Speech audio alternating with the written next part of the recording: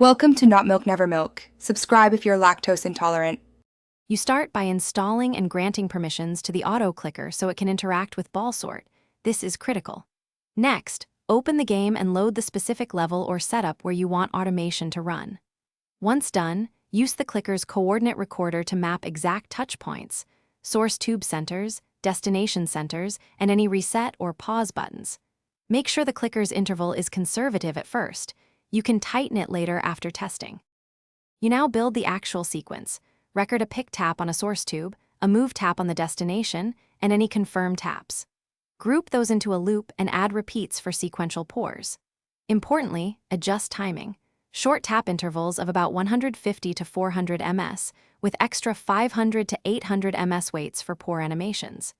Use conditional waits or simple image checks so the clicker only proceeds when the game state updates. This prevents misclicks and keeps the run stable. You should run a short test of 10 to 30 loops while watching for mispours or wrong targets. This gives immediate feedback. Once you see patterns, refine coordinates, tweak intervals, and add image-based checks for completed tubes or level end. If the script stalls or behaves oddly, pause automation, reset the level, inspect the click log for timing mismatches, then increase delays around animations. With iterative refinement, the script becomes reliable. Thanks for watching. If this was helpful, leave a like and consider subscribing. See you next time.